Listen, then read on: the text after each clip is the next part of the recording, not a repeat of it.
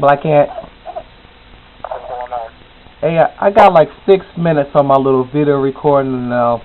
As I've got you on the phone here, I want to start back talking back with you earlier because I noticed your earlier post. I'm looking at your pics right now. You said you have 16 characters. Yeah, 16 characters, man. Now, I remember we were talking earlier about the political character or something like that. I guess you're gonna do something with this particular character. You said he was gonna be white. He's the mayor or something. I mean, can you elaborate? Oh, you talking about the political character? I drew him out before. He's basically just an old white guy, basically the mayor of the city, and he it's kind of like, it has a political twist to it, where basically he hires a guy to take out a police task force. The story's real complicated, but as far as the white guy goes, basically he's the leader.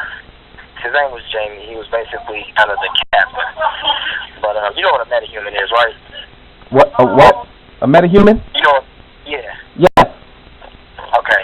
So basically what it is, the premise of the story, to not, go over it too long and make it short and simple, is basically metahumans basically are like, kind of looked at, kind of how blacks are looked at, in society, they're bad, wrong, blah, blah, blah. So basically the government sets up this program. If you're a metahuman, they arrest you. Once you're arrested, you have two choices. Either you stay in jail or you work for the task force, which is established basically to catch other metahumans. So basically what happens is the young kid, Tyler, he's joined because he wants to protect his mom. So he feels that the only way he can do that is by joining the task force. Even though he doesn't want to do it, he does it. So the white guy is supposed to be a friend of his, but he's human though, or you think he's human, because he's basically like, he infiltrates the group, which is called the NPC, he wants to change how the government operates. He wants to give metahumans a chance, but the thing is he can't do that if he's metahuman, because they basically don't want metahumans meddling in the affairs, so he disguises himself as human. So they have a brother-like relationship, and I was just debating if he should be white or black.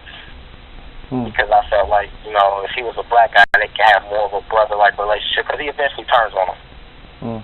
Well, my relation in the Army with people, I mean, I've been close with people, especially when I was with the combat medics, you know what I mean? My dude, Matthew Skates, you know what I mean? Wherever they saw me, they saw him, they saw him, they saw me. I mean, I'm looking at your pictures right now. Now, are these people, are they the members of the team? Because this artwork is fresh.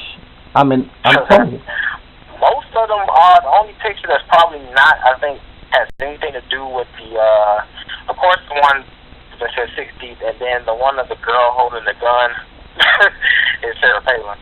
But everybody else is pretty much a member of the squad, and that's only a few of them. That's I got a lot more to go, and that's what I'm currently working on. It's like finalizing the costumes, and I actually toned down the character roster because I had a lot more characters. But I realized with a bigger character roster, you kind of can't pay as much attention to certain characters as you would like to, and I would rather be able to go in depth with a lot of characters. So as far as having a background story and stuff like that, that's why I slimmed it down, because at first it was probably close to 30 characters in the story, but. What's the name of your city? Because I learned from Milestone that your universe, your foundation, your setting, your background is one of the most important things. Well, it's called Beat City because I don't know if I told you this or if you remember, but basically everything is inspired from my love of hip-hop production. Because that's one of my biggest things is I wanted to be a producer.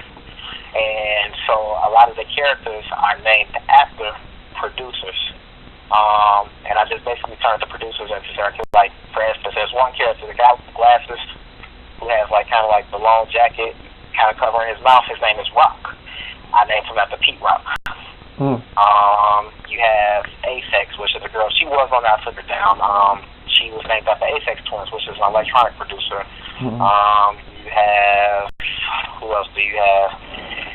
You got quite a few characters on there. You got the characters that just have human names. I took their last name and made the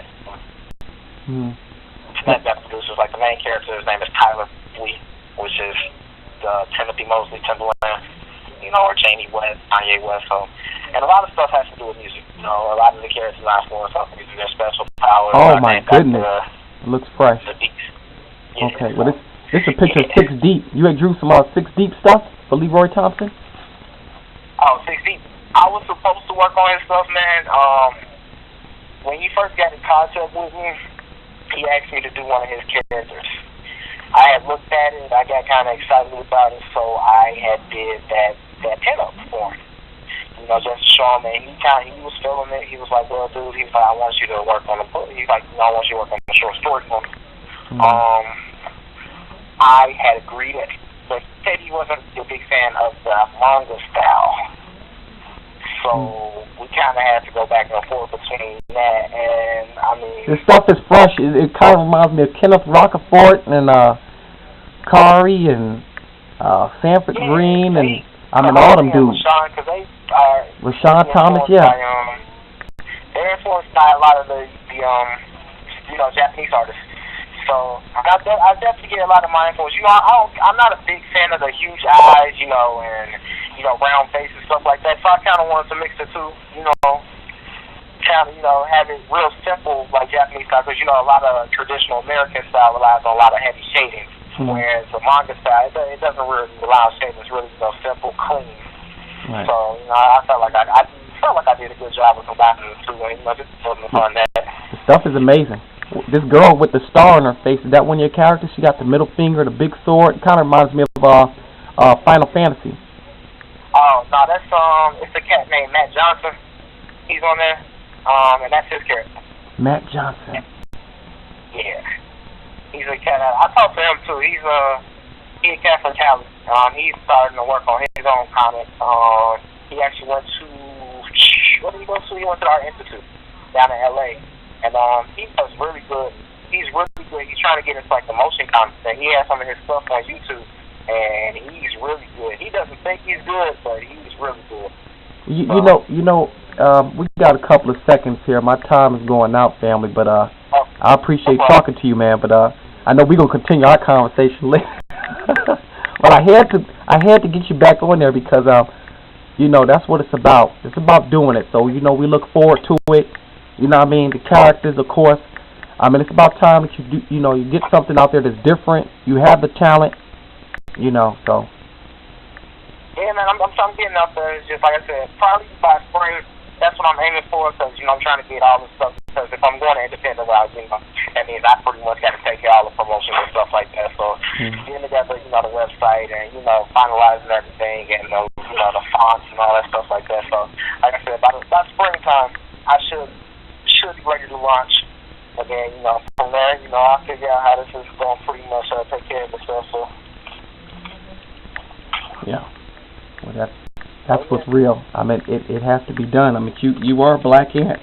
Your characters are a reflection of what's around you, who you are, and keep up the wonderful work. Now I feel like I'm Don Cornelius right now, but keep up the great work. I got a crazy surprise for you, man. Because I really do appreciate, the videos you put out for me.